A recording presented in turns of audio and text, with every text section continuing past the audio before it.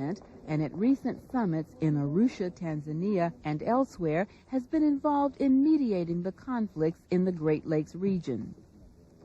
Called Mwalimu, the Swahili word for teacher, Nyerere has devoted much of his time to African solutions to Africa's problems.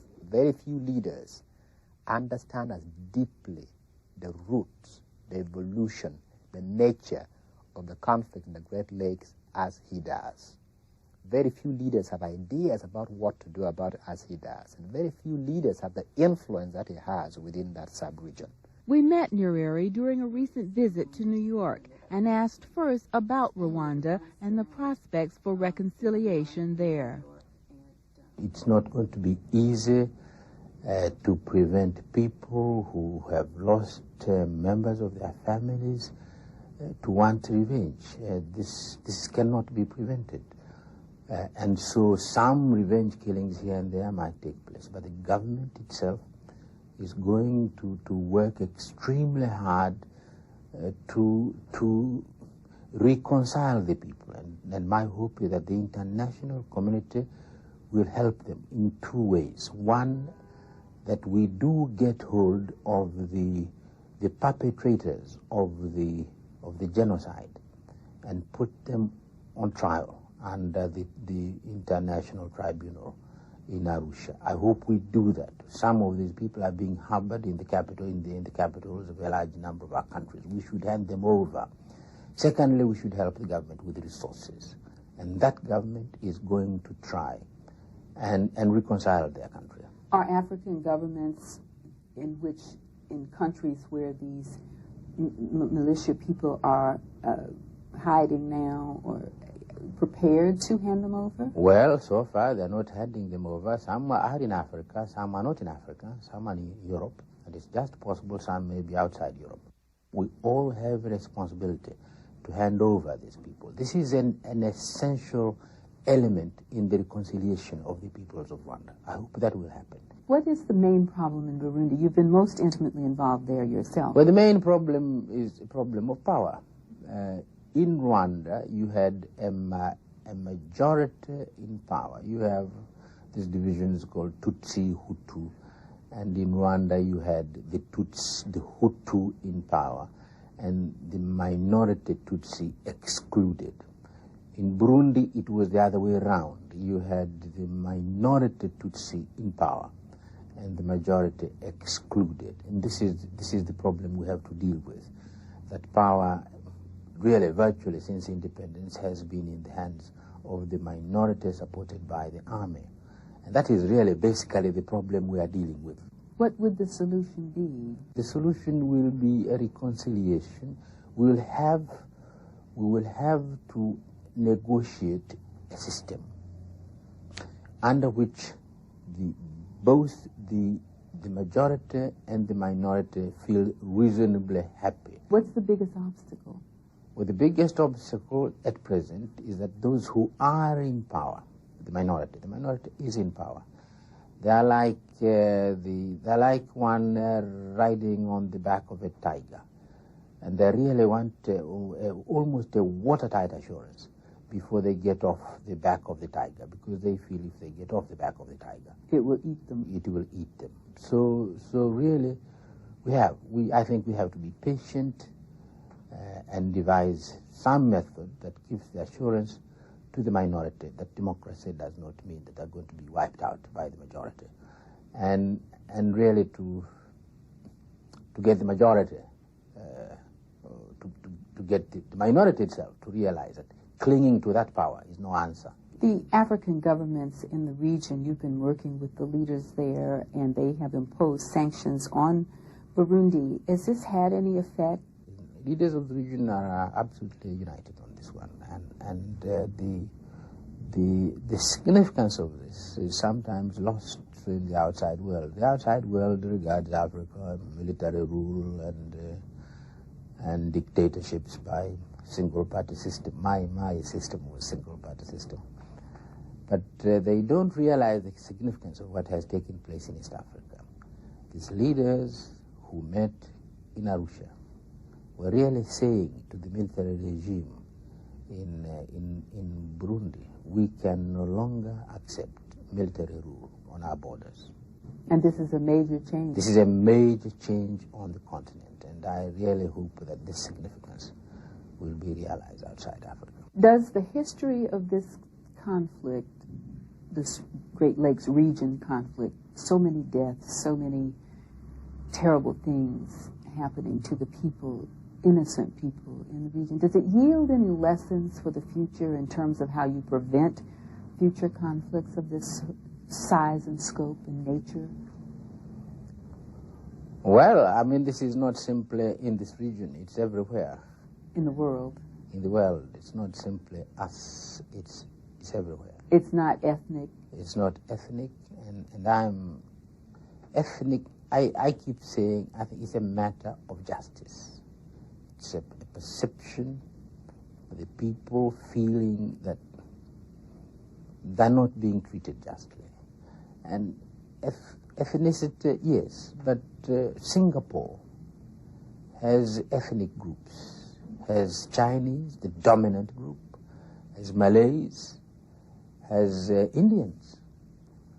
But Singapore has done well economically. Had Singapore not done well economically, and you have these ethnic groups there, but the economy is not doing well, you would be hearing about the ethnic divisions of Singapore. And I have a feeling that, or if Singapore was doing well, but somehow one ethnic group was dominating the others economically, we would hear that. And this problem is basically economic. You mentioned the one-party rule in your country where you were president for 4 terms, during which time you promoted the principle of Ujamaa, socialism, and you have acknowledged that it was a miserable failure. What lessons in retrospect do you draw from that and the kind of economies that African countries might more profitably pursue?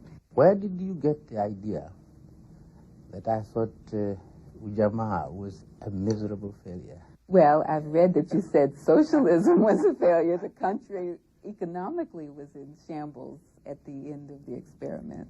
A bunch of countries were in economic shambles at the end of the 70s. They were not socialist. Now, today, it needs so much courage to talk about socialism.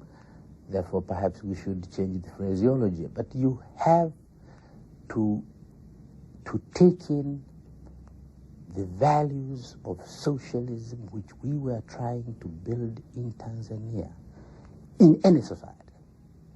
And those values are what? And those values are values of justice, a respect for human beings, development which is people-centered, development where you care about people. You can say, leave the development of a country to something called the market, which has no heart at all. Since capitalism is completely ruthless, who is going to help the poor? And the majority of the people in our countries are poor. Who is going to stand for them? Not the market. So I'm not regretting that I tried to build a country based on those principles. You will have to, whether you call them socialism or not. Do you realize that what gave capitalism a human face was the kind of values I was trying to sell in my country? So what's the answer? Because with all due respect, the economy of Tanzania did not thrive under the socialism that you practiced. So what do you see as the answer for African countries which are still predominantly poor? The problem is not a question of socialism. We have to deal with the problem of poverty. You have to deal with the problem of poverty in your country, and your country is not socialist. Or we're in trouble.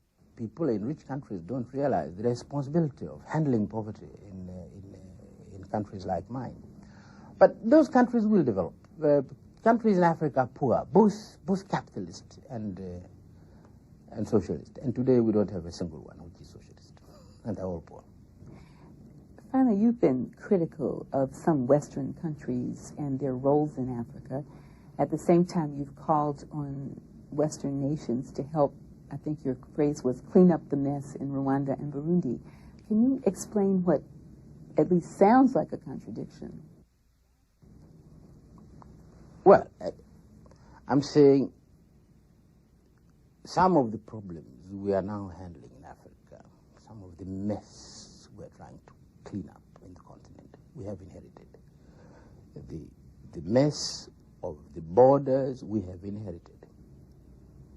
The colonial powers drew the borders. Yes. The colonial powers, and some not colonial powers in Africa, have supported regimes which are very corrupt on that continent.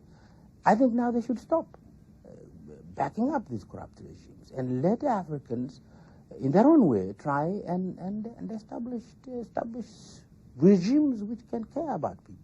Some of the governments of the West, and including the United States, has really been very bad on our continent. They have used the Cold War and all sorts of things to back up a bunch of corrupt leaders on our continent. I think they should stop now and let the people of Africa sort out their own future. Does that include the leader of Zaire? Well, I didn't say so. Many people say so. When we have African problems, we ourselves have a duty to solve our problems. I think we must accept that. When you have African problems, we should try on our own to solve those problems. We would prefer the outside world to keep out. If we want help, we can seek for help. But you realize sometimes we ask for help and it doesn't come. On the 5th of last month, our leaders met in Nairobi and said, we need a force to go into Zaire to help the refugees to come back. It's not happening. We appealed to the United Nations to establish that force, and we said we would also be participating in that force. Well, quite frankly, this is not happening. What is happening is a kind of self-help within Eastern Zaire itself, and the refugees are going back. I think the lesson which Africa should draw from that is that they should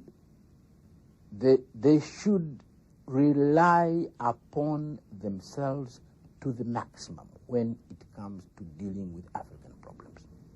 Well, Mwalimu Nyerere, thank you. Asante.